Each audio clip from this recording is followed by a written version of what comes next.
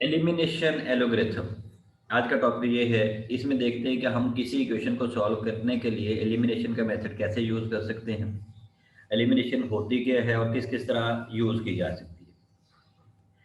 कहते हैं the solution of system 3.4 can be obtained by the procedure of elimination. आगे कोई 3.4 दिया था, whereby we reduce the system to a single equation in only one unknown. हम reduce करते करते सारे वेरिएबल्स को एलिमिनेट करते जाए और किसी एक वेरिएबल में वो सिस्टम बना दें। Assuming the system has a unique solution. अगर हम अज्यूम करें कि उस सिस्टम का यूनिक सॉल्यूशन है। This elimination algorithm has two parts. पहली कंडीशन ये है कि अगर उसका यूनिक सॉल्यूशन होगा तो फिर ये एल्गोरिथम अप्लाई हो सकती है, अदरवाइज नहीं।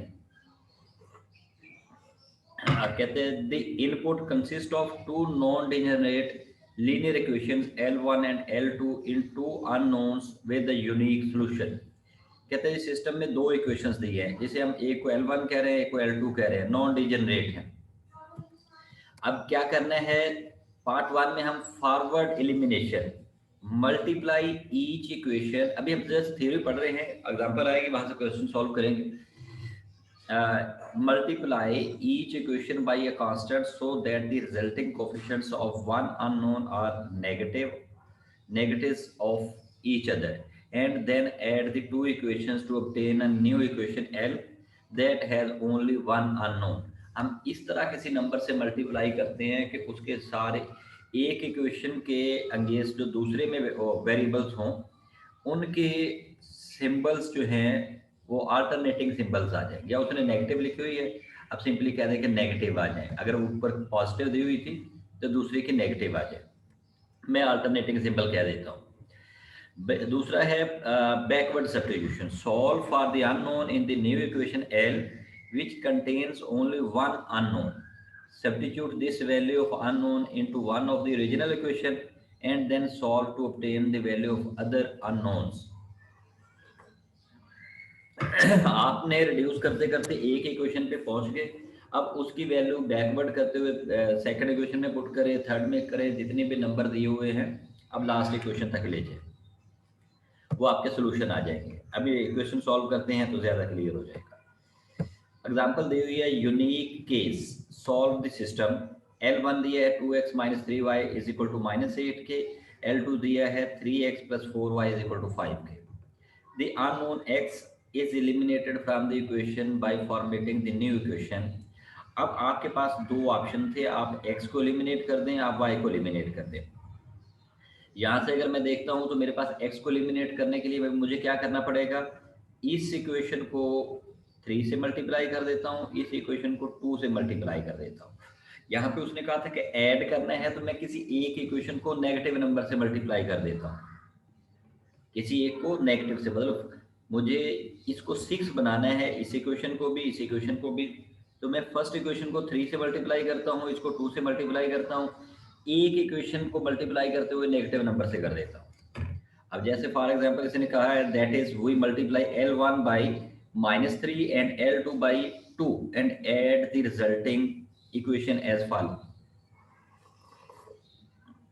ओके, यहाँ पे आपके पास अपॉर्चुनिटी थी, हम -3 से मल्टीप्लाई करने के बजाय -2 से कर देते, हमारा क्वेश्चन फिर भी सॉल्व हो जाता। ये कोई हार्ड एंड फास्ट रूल नहीं था कि हमने -3 से ही करना है, आप -2 से कर सकते थे। अच्छा, अब यहाँ पे देखिए, ये आपके -6 9y इज इक्वल टू 24 और 6x 8y is equal to 10, ये आपका एलिमिनेट हो गया ऐड करने पे। ये वाली इक्वेशन बच की 17y इज इक्वल टू 34। ये है प्रोसीजर नंबर 1। अब मैं कहता हूँ मैं x को नहीं, मैं y को एलिमिनेट करना चाहता था, तो y को एलिमिनेट करने के लिए मैं यहाँ पे इसको 4 से मल्टीप्लाई कर देता, इसको 3 से मल्टीप्लाई कर देता, और यहाँ पे जो एडिशन है ऐड कर दिया। मैंने नेगेटिव नंबर से मल्टीप्लाई नहीं किया, मेरी ये टर्म वैसे एलिमिनेट हो जाती। ठीक है जी। अब यहाँ पे y की वैल्यू आ गई, y is equal to 2। We now solve the new equation for y obtaining y is equal to 2। वो जो रिजल्ट आया 17y is equal to 34, so answer is y is equal to 2। We substitute y is equal to 2 into one of the regional equation, जो पहली दो equations दी थी उनमें put करते हैं। मैं वापस उसी पे आता हूँ। ये इक्वेशन थी, y2 आया, आप y को यहाँ पे 2 पुट करें, आप y को यहाँ पे 2 पुट करें, आपका आंसर सेम आना चाहिए x पे। ठीक है, यही बात हो रही है कि आपके पास, आपने यहाँ पे पुट किया, answer is x is equal to 1। अब ये जो दो आंसर आए आप सब्स्टिट्यूट करें, ये सब्स्टिट्यूट करने पे आपकी दोनों इक्वेशन सेटिस्फाई होनी चाहिए। कहते हैं 10x is equal to -1k and y is equal to 2k are the pair u is equal to -1 और 2 is the unique solution of the system.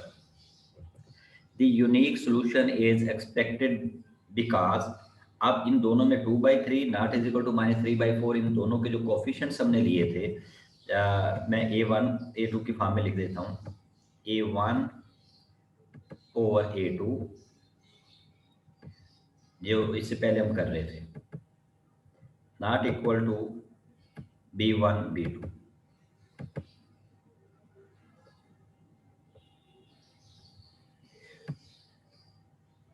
b1 b2, तो क्या कहते हैं, geometrically the lines corresponding to the equation intersect at -1 at 2। इनका जो intersection बनना था, अब अगर मैं यहाँ पे वैसे ही ग्राफिकली बना के दूं, ये इक्वेशन से मुझे नहीं पता क्या लाइंस बन रही हैं, लेकिन मैं इसको गैस करते हुए, ये जो पॉइंट आया -1 और 2, इसकी बेस पे मैं कह सकता हूँ यहाँ पे मेरा x -1 है, y मेरा 2 है, मैं कहता हूँ फर्ज करें, मैं थोड़ी सी इसकी लेंथ कर देता हूँ, y मेरा यहाँ पे 2 है तो यहाँ पे है। अब मुझे नहीं पता इक्वेशंस किस तरह होंगी, लेकिन ये जो है ये पॉइंट ऑफ इंटरसेक्शन होगा। अब मुझे नहीं पता इनमें से लाइन 1 कौन सी है, लाइन 2 कौन सी है, कि मैंने बनाई नहीं है, मैं जस्ट इस पॉइंट के हवाले से बता रहा हूँ कि ये जो पॉइंट ऑफ इंटरसेक्शन आया है ये कहाँ पे आएगा, सेकंड क्वाड्रेंट में। तो ये आपके एमसीक्यूज का क्वेश्चन हो सकता है कि आपके पास जो पॉइंट ऑफ इंटरसेक्शन है वो कहाँ बना है। ठीक है, एमसीक्यूज में आपसे पूछा जा सकता है कि अगर किसी इक्वेशन का ये पॉइंट ऑफ इंटरसेक्शन है -1 और 2, तो फिर वो किस क्वाड्रेंट में फॉल करता है। ठीक है जी, आई होप के क्वेश्चन हो गया होगा। अब ये तो था अगर हमारे पास यूनिक सॉल्यूशन हो। अब कहते हैं अगर हमारे पास यूनिक सॉल्यूशन ना हो, तो यूनिक सॉल्यूशन ना होने के लिए पहली कंडीशन क्या होती है, ये जो दो वेरिएबल वो दिए हुए हैं कोफिशिएंट्स, इनको मैं देखता हूँ, बना लेते हैं। अब यहाँ पे a1 a2 के हिसाब से देखिएगा, ये 1 -2, ए और बी की बात कर रहा हूँ, a इज इक्वल टू -1 3 और वो था ना, तो ये भी 2। तो ये आपके पास सेम है, ये दोनों सेम है, ये डिफरेंट है, तो आपके पास सॉल्यूशन इसका क्या आएगा, यूनिक नहीं होगा। यूनिक नहीं होगा तो क्या कहेंगे, अपनी मर्जी से सॉल्यूशन आ रहे हैं, नॉन यूनिक सॉल्यूशन होंगे। तो यहाँ से आपने चेक करके फिर चलना था। फिर कहते हैं eliminated x from the equation by multiplying L1 by 2 and adding it to L2, that is by forming the new equation, this yields। हम इसमें से एक वेरिएबल को एलिमिनेट करना चाह रहे थे, x को या y को, इसने x को एलिमिनेट किया, मैं कहता हूँ अगर मैं y को भी एलिमिनेट करना चाहता तो मेरे पास साइमल्टेनियसली दोनों एलिमिनेट हो जाते। जब दोनों एलिमिनेट हो जाते तो हम क्या कहते हैं, which has non zero constant b13, mean ये लेफ्ट साइड जो है वो मेरे पास 0 है, राइट साइड 13 है, तो ये इक्वेशन कभी फॉल ही नहीं कर सकती। Thus this equation and system has no solution, तो ऐसी इक्वेशन का कोई सॉल्यूशन ही नहीं होता। ठीक है, ये दो लाइंस कभी भी इंटरसेक्ट ही नहीं कर सकती। दिस इज एक्सपेक्टेड बिकॉज, ये जो अभी हमने किया था कि इसके सी वाला जो सेक्शन जो है, सी वाले जो पॉइंट्स हैं वो तो जो इक्वल नहीं है, जबकि पहले दोनों a1 a2 और b1 b2 वो इक्वल है, सी नहीं है, सो ये एलिमिनेट हो गया। Geometrically the lines corresponding to the equation are parallel, तो इससे हम ज्योमेट्रिकली क्या कहेंगे, ये इक्वेशन जो है ये पैरेलल है। ओके जी, तो थर्ड आ गया हमारे पास इन्फिनिट सॉल्यूशंस। ये बी दिया है सिस्टम, दिस वन बी भी सेम वही दे दिया। Solve the system L1 L2 वही सिस्टम है, राइट साइड सेम है। We eliminate x from equation by multiplying L1 by 2 and leading, वही जो सारा प्रोसीजर किया। तो हमारे पास लेफ्ट साइड और राइट साइड इक्वल आ गई। जब लेफ्ट साइड और राइट साइड इक्वल है और जीरो है, इट मीन ये दो लाइंस जो हैं ये ओवरलैप कर गई, या उसने कहा कोइंसाइड्स कर गए geometrically, the lines corresponding to the equation coincides. तो ये दोनों लाइंस एक दूसरे को ओवरलैप कर रही हैं, तो फिर इसके कितने सोल्यूशन आ जाएंगे? इन्फिनिट सोल्यूशन आ जाएंगे कि ये तो हर पॉइंट पे इंटरसेक्ट हो रहे हैं। तो ये हमारे पास तीनों मेथड हैं इसके।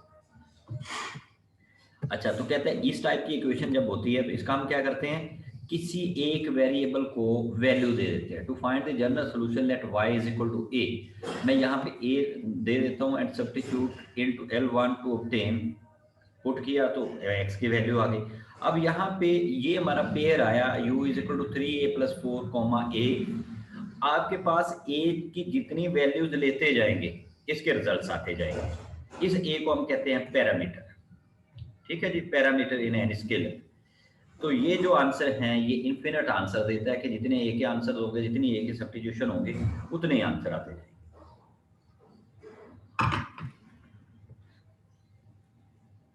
जी, यहाँ systems in triangular and echelon form. The main method for solving system of linear equations, Gaussian elimination, is treated in section 3.6. Next section में है. Here we consider two simple types of system of linear equation: system in triangular form and more general system in echelon form. हम इस तरह का system develop करेंगे कि जो बज़ाहिर ट्राइंगल बन रहा होगा। ट्राइंगल मीन, यहाँ से देखिएगा मैं इनको सीधी लाइंस दूं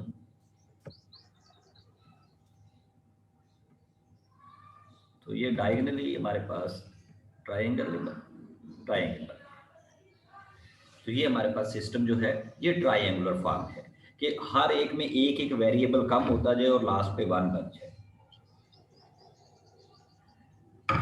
तो ये ट्राइंगुलर फॉर्म है। तो देखिएगा इसको कैसे सॉल्व करते हैं। इस तरह का सिस्टम सॉल्व करना बड़ा आसान है। कैसे, मैं यहाँ से बता देता हूँ, आगे इसने सॉल्व किया होगा। मैं यहाँ से x4 की वैल्यू फाइंड कर लेता हूँ। क्या आ जाएगी x4 की वैल्यू? 2। x4 is 2। मैं यहीं पे सॉल्व कर रहा हूँ, बाकी आगे सॉल्व किया होगा वो देख लेते हैं वहाँ पे। x4 is equal to 2।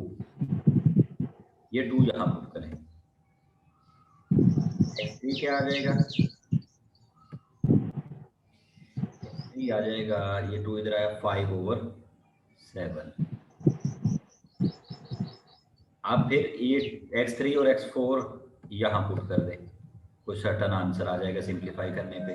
फिर जो बचे वो यहाँ पुट कर दें, तो ये आपके पास सोल्यूशन आ जाएगा इसका। ठीक है जी। अब किसी भी सिस्टम को सॉल्व करने के लिए हम उसे रिड्यूस करके ट्रायंगुलर फॉर्म बना लें।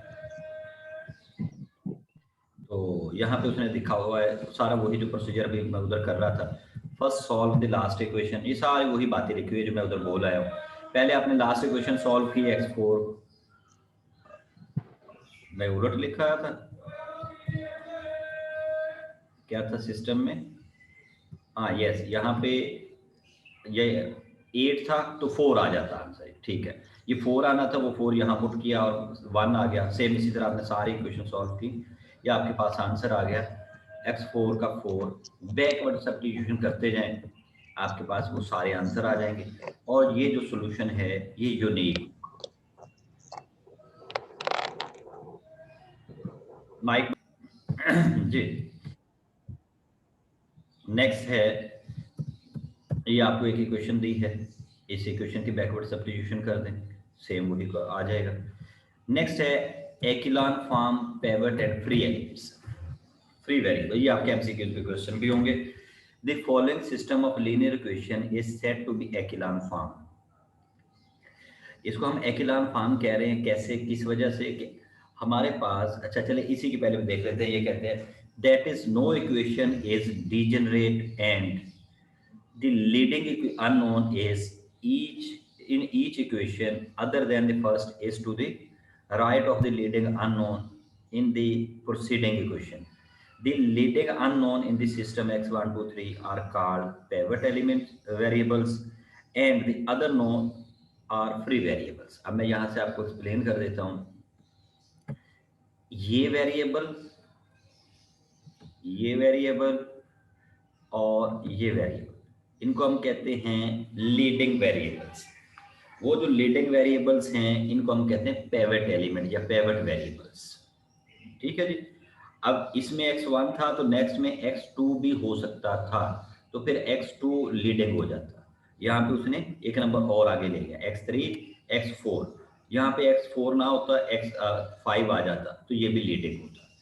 अब इस टाइप के सिस्टम में ये जो बाकी हैं ये सारे फ्री वेरिएबल्स हैं और फर्स्ट जो है ये pivot variable.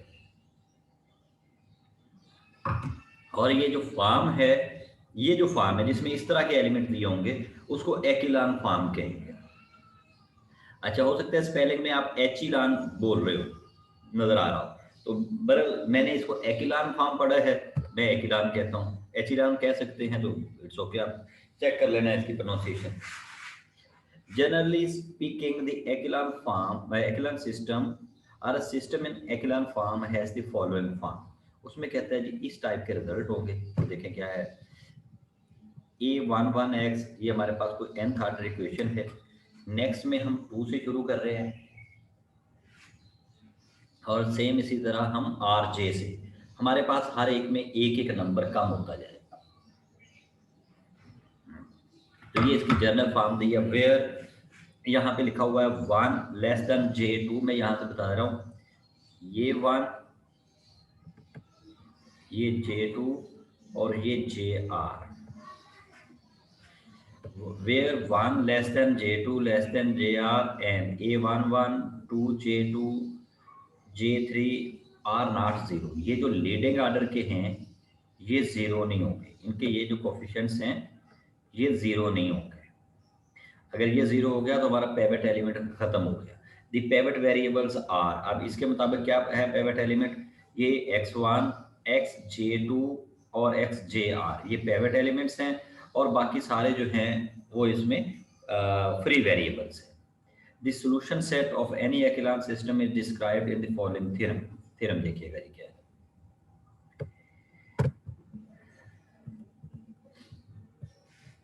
Consider a system of linear equations in echelon form. Say that r equations in n unknowns. There are two cases.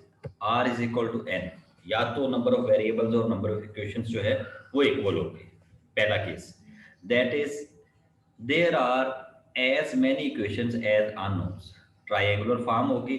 Then the system has a unique solution. जैसे हमारी पहली equation आई थी.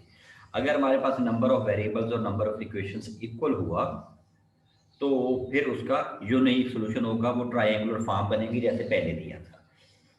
और third क्या है, r less than n. अगर हमारे पास नंबर ऑफ इक्वेशंस कम हो नंबर ऑफ वेरिएबल्स से तो फिर उसका यूनिक सॉल्यूशन नहीं आता. That is there are more unknowns than equation. There then we can arbitrarily assign value to the n minus r free variables. हम उसमें से किसी भी जितने ज्यादा है 1 2 4 5 वेरिएबल्स को अपने पास से वैल्यू असाइन कर सकते हैं. And solve uniquely for our pivot variables obtaining a solution of the system. उसको हम सॉल्व यूनिकली करेंगे लेकिन सॉल्यूशन यूनिक नहीं आएगा. मैं सॉल्व करने का तरीका सेम होगा, वो बाद में जो हमने उसको वैल्यू असाइन की होगी उसके करस्पॉन्डिंग उसके आंसर्स आ जाएंगे. ये आंसर है. नेक्स्ट है जी parametric form. Assign arbitrary values called parameters. अभी जो बात कर रहा हूँ हमने उस फ्री वेरिएबल को जो वैल्यू दी है जो ए बी सी हम कहते हैं वो हमारा पैरामीटर था. To the free variables x2 x5 से x2 is equal to a and x5 is equal to b, then using the backward substitution to obtain values for the pivot variables x1 2 3 in term of parameter a and b specifically. Actually इसकी बात हो रही है, मैं दोबारा वापस उसी equation पे आ जाता हूँ. ये इक्वेशन थी तो यहाँ पे वो किसी भी दो वेरिएबल्स को अपने पास से वैल्यू दे देता है. एक को a कह देता है, एक को b कह देता है. अच्छा, वो चूज करने के लिए कि हम किसको a कहेंगे किसको b कहेंगे, एक तो हम ये जो वेरिएबल दिया हुआ है ये फ्री वेरिएबल है, इसमें इस तरह फ्री कह रहा हूँ कि x2 और कहीं नहीं है। एक तो हम इसको नंबर दे देते, को न्यूमेरिक वैल्यू दे देते, बाकी इन सब में से किसी को भी दे देते। वैसे x1 को भी दे सकते थे, किसी भी एक, जितने भी नंबर ऑफ इक्वेशंस कम हैं, मीन हमारे पास 5 वेरिएबल्स हैं जबकि 3 इक्वेशंस हैं, तो हमें 2 वेरिएबल्स को कोई भी वैल्यू असाइन करनी है, तो वो वैल्यू जो हम असाइन कर रहे हैं वो ए बी सी, वो पैरामीट्रिक वैल्यू है। यहाँ पे ये बात हम करना चाह रहे थे। तो यहाँ पे उसने x5 को b दे दिया है और किसको दिया है, x2 को a दे दिया है। आप x1 को भी कह सकते थे, तो फिर आप सारी इक्वेशन सॉल्व कर देते। तो आपने ये वैल्यूज को असाइन की और बैकवर्ड सब्स्टिट्यूशन से सॉल्व कर।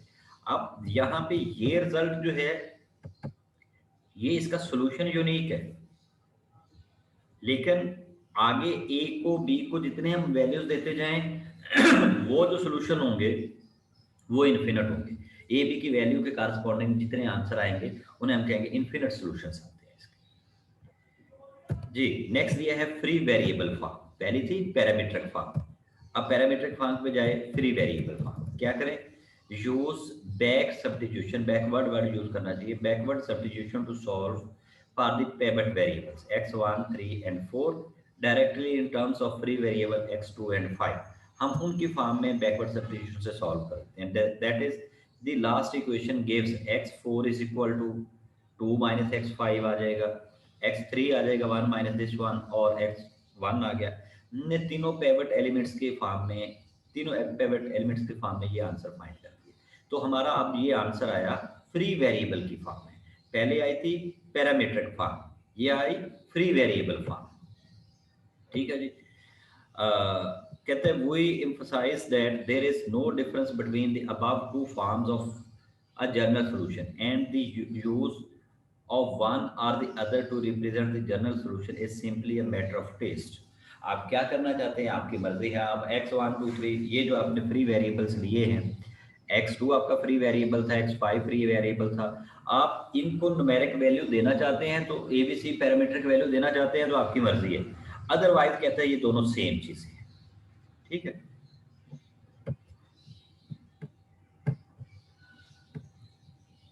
जी। तो नेक्स्ट है हमारे पास गाशियन एलिमिनेशन मेथड। अब ये स्टेप बाय स्टेप करता है, ये यहाँ पे इसने इसके वो लिखे हुए हैं, रिजल्ट्स लिखे हुए हैं। मैं इसकी बजाय आपको एग्जांपल करवाता हूँ। थ्योरी वही है जो अभी हम पढ़ के आए हैं सारी, इसी थ्योरी के मुताबिक यहाँ पे ये जो इसने कुछ रिजल्ट लिखे हुए हैं। चलें स्टेप 1 कर देता हूँ। एल्गोरिथम क्या है इसकी, फर्ज करें कहते हैं इनपुट है हमारे पास m class n system in 3.2 of linear equations, find the first unknown in the system with a non-zero coefficient which now must be x1।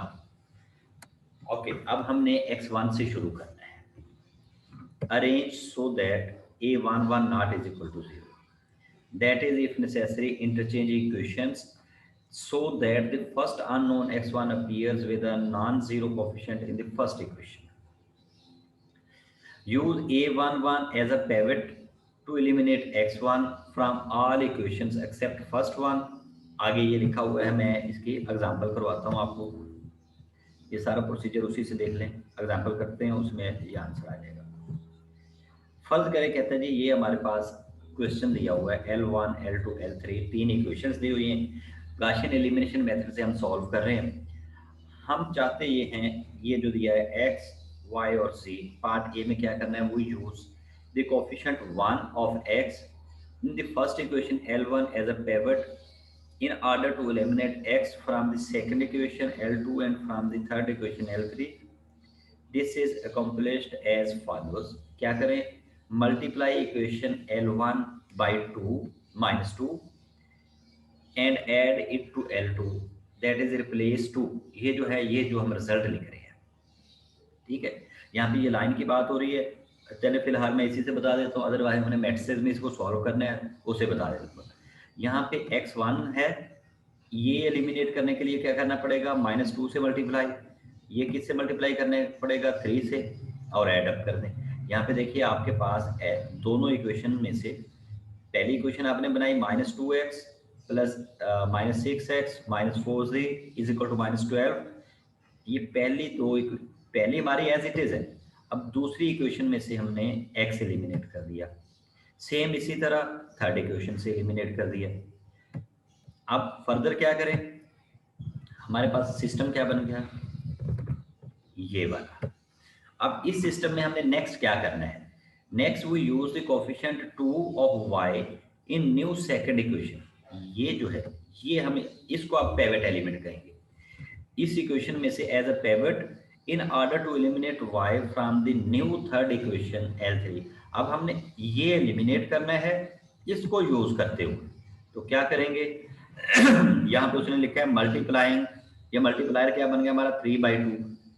दो ऑप्शन थे, नीचे वाले को भी कर लेते, ऊपर वाले को भी कर ले। अब हम एक से कर रहे हैं तो मुझे यहाँ पे नंबर क्या चाहिए, मुझे यहाँ पे चाहिए 3, तो मैं इसको 3/2 से मल्टीप्लाई कर देता हूँ, इस पूरी इक्वेशन को 3/2 से मल्टीप्लाई करता हूँ, ये 3/2 L2 प्लस L3, तो हमारे पास आंसर क्या आ गया 7/2 z is equal to 7। So simplify किया तो 7z इज इक्वल टू 14। अब तीनों इक्वेशन हमने यहाँ लिख दी। अब ये जो तीनों इक्वेशन आई, यह देखिए हमारे पास ट्राइंगुलर फॉर्म बन गई, ट्राइंगुलर फॉर्म बन गए ना ये हमारे। इस ट्राइंगुलर फॉर्म में पिवट एलिमेंट x भी आ गया, y भी आ गया, z भी आ गया। अब z किसके इक्वल आया है 7z is equal to 14, so it is 2। अब z आ गया हमारे पास 2, अब वो z यहाँ पे पुट करें, -6 आंसर आ गया 3, और बैकवर्ड सब्स्टिट्यूशन में करें तो आंसर आ जाएगा 6 से जो भी करेगा आपका वो आपके पास बैकवर्ड सब्स्टिट्यूशन हो जाएगी। इस मेथड को हम कहते हैं गाशियन एलिमिनेशन मेथड। ठीक है जी, ये थी गाशियन एलिमिनेशन मेथड। फिर है कंडेंस्ड फॉर्मेट। कंडेंस्ड फॉर्मेट में ये हमारे पास नंबर ऑफ इक्वेशंस दिए हैं, इसको रिप्लेस कर करके हमने सॉल्व करना है। The Gaussian elimination algorithm involves the rewriting system of linear equations. Sometimes we can avoid excessive recopying of some of the equations by adopting condensed format. This format for the solution of above system follows. हमारे पास पहले 3 equation थी, हमने ये 3 equations लिख दी। फिर ये second equation हमने जो उससे सॉल्व करने के बाद लिखी थी इस प्रोसीजर के तहत। कहते हैं बजाय वो बार बार सारी काम करने के हम लेफ्ट राइट पे कहीं पे सॉल्व करेंगे। ये हमारा फर्स्ट इक्वेशन आ गई थी, फिर फर्स्ट के साथ ही सेकंड के साथ ही ये थर्ड की प्राइम आ गया, अब फिर 7z आ गया। कहते हैं हम इस कंडेंस्ड फॉर्म में लिख लें, बजाय हर जगह पे वो रिपीट करते जाएं, हम ये साथ साथ लिखते जाएंगे। ये वाला प्रोसीजर, इस फॉर्मेट को हम कहेंगे कंडेंस्ड फॉर्मेट। ओके जी, नेक्स्ट एग्जांपल है। नेक्स्ट टॉपिक से पहले जो कुछ भी है वो कर लेते हैं, एग्जांपल कर लेता हूँ। सॉल्व द फॉलोइंग सिस्टम दिया हुआ है x, ये दिया हुआ है we solve system Gaussian elimination method, तो आप सॉल्व कर सकते हैं। यहाँ पे आपने 2 ये ओके थोड़ा सा डिफरेंस है, ये 2 एलिमिनेट करना है, 3 एलिमिनेट करना है। तो पहली टर्म में ये देखिएगा 2 और 3 एलिमिनेट हो गया, किया क्या आपने ये वाला प्रोसीजर अडॉप्ट किया, ये आ गया। अब आपके पास इत्तेफाक से ये जो लास्ट 2 इक्वेशंस हैं दोनों सेम आ गई, तो क्या बना y-2z इज इक्वल टू 2, ये दोनों देखिएगा सेम आ गई। अब इसमें एक इक्वेशन कम हो गई। अब क्या कहता है जी, the third equation is deleted because it is a multiple of the second equation, वो दोनों सेम थी। The system is now in echelon form, ये एक्लान फॉर्म में आ गया। क्यों एक्लान फॉर्म में आ गया, फर्स्ट में जितने वेरिएबल थे सेकंड में उससे एक वेरिएबल कम है और उसी ऑर्डर में। पार्ट बी में हमने क्या करना था, अब इक्वेशन एक कम हो गई तो अब हमें एक फ्री वेरिएबल को वैल्यू देनी है, तो यहाँ पे z को a कह दिया, तो y की वैल्यू आ गई 2 + 2a, और बैकवर्ड सब्स्टिट्यूशन में करें तो x भी आ गया। तो ये हमारे पास 3 आंसर आ गए, इसके इनफिनिट सॉल्यूशंस बन गए। ठीक है जी। एग्जाम्पल नंबर 8 जो है, 8 भी फिर वही पे उसी तरह की है, 8 भी सेम उसी तरह है जैसे अच्छा इसमें 4 वेरिएबल्स हैं, तो it mean Gaussian elimination method हम यूज कर सकते हैं, लेकिन इसका जो सोल्यूशन है वो यूनिक नहीं होगा।